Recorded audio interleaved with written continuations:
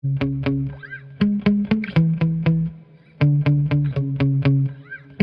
broke my selfie stick, so I apologize for the shaky filming.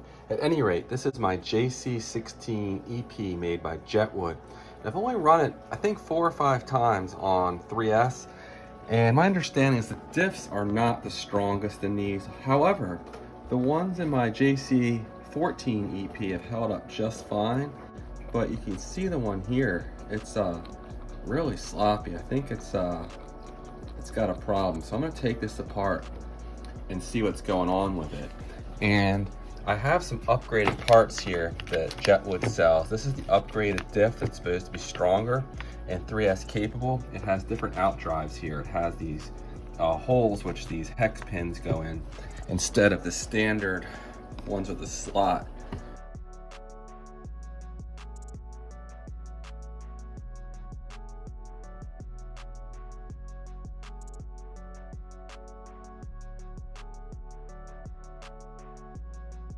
That work with the standard CVDs. So you have to use these upgraded axles, and this is really expensive. I think these diffs are like 30 bucks each. I don't remember how much these are. I'll put it in the video. But really expensive to upgrade this. I'm only gonna do the back for now. So what I did is I went ahead and I loosened 1, 2, 3, 4, 5, and 6. These two here as well. And I don't know if that's gonna pull this gear cover off or I have to remove more screws, but let's go ahead and see what happens. Okay, I also had to go ahead and remove these 2 screws down here that connect to the back of the diff case. And it looks like I'll probably have to remove these 4 screws here as well. See if this does it. I'm sorry, I missed 2 more screws. There's 1 here and 1 here. Okay, so I removed these 4 screws here as well, and that lifts up this whole assembly here. Okay, this looks promising now. This just pops up, and there is the differential, the spur gear, and the pinion gear. And I'm gonna pop this differential out and take a closer look at it. Well, I'm not sure what to make of this. It's definitely sloppy. It's definitely loose. Oh, behave. I don't think it should be like this. Yeah. Yeah, baby. Yeah.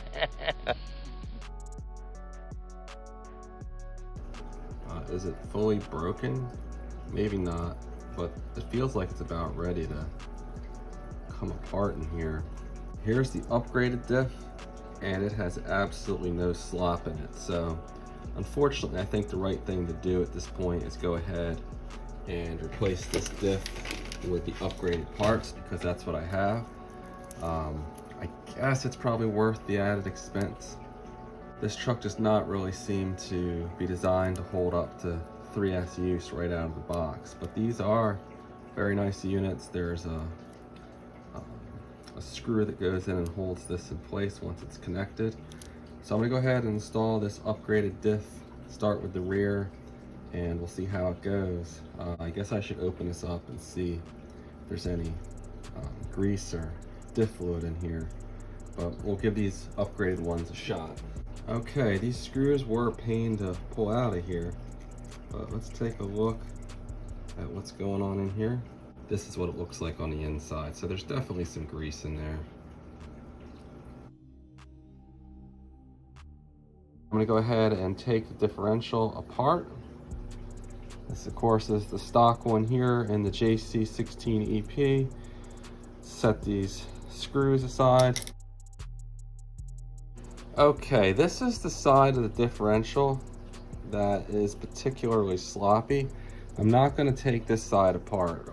Everything looks good here. There's some grease in here. The gears look good. This side has very little slop. So something with the construction of this side is causing the slop. But the actual gears themselves look fine. The out drives look fine. Doesn't look like it's damaged, so perhaps it wasn't actually ready to fail. But let's pop this little plastic collar out of here, and then we'll pop this gear out of here. Gear looks fine. And then we have to slide this pin out of the way. So orient it like that, give it a little push.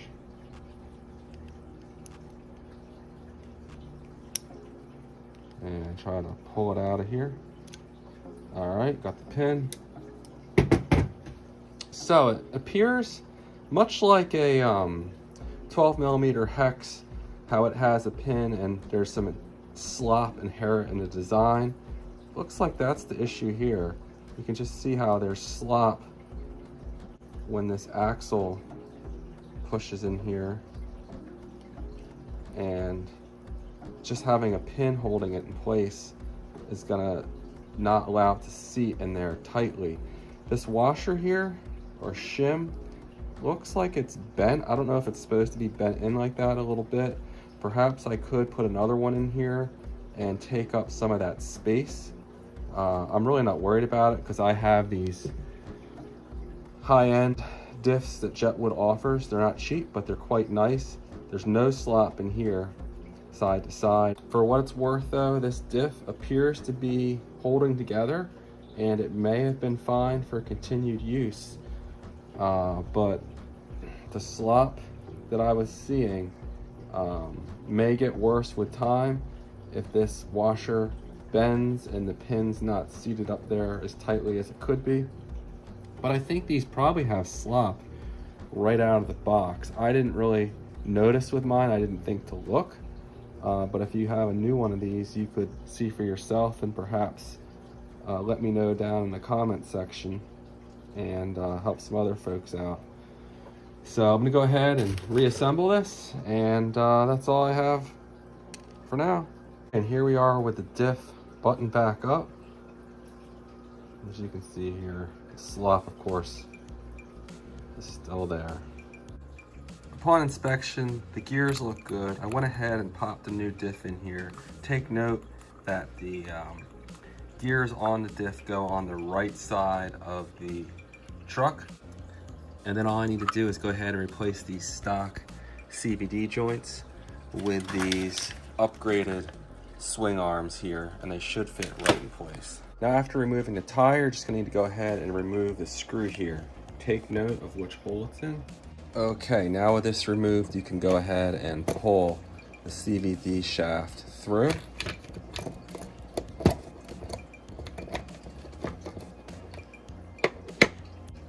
And then replace it with one of these fancy upgraded shafts. So I'm gonna go ahead, it's hard to do one-handed, but put it in here like this, and then line up the hole on the diff with the hole on the shaft, and then there's a screw that you put in there. I'm gonna put a little Loctite in there just to be safe.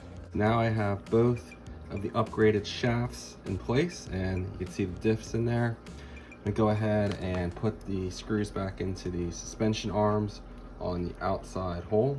Now while I was in here, I was really thinking about putting a bigger pinion in here. It's a whole process where you have to make a slider in the motor mount. I have videos where I've done this with other trucks, like the JC14EP. I put a 26 tooth in there, made it a lot faster, but there's limited room in here. I don't really have a better power system to put in here right now either. I'm just gonna let it be. With bigger tires, it got up to 48 miles an hour, went 41 stock. So I really need that extra 7 miles an hour. This 45 amp ESC is gonna be limiting the speed I can get out of this, and it's pretty quick as is. So I'm just gonna leave it be, and at least for now, I just want it reliable and fun to use. I don't need a bigger pinion gear in here. It's only gonna make the motor and ESC get hotter, and sure, it's fun for speed runs, but again, the extra 7 miles an hour, whatever I might get out of it, to me is not worth it. Okay, so all we need to do now is put the gearbox and motor mount assembly back in place. So we're just going to line up the holes by picking up the suspension tray here, or whatever you want to call it.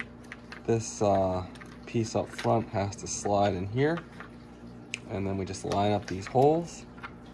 And from the side profile, you can see you just kind of have to fool it a little bit, and you'll know when you get it seated in place.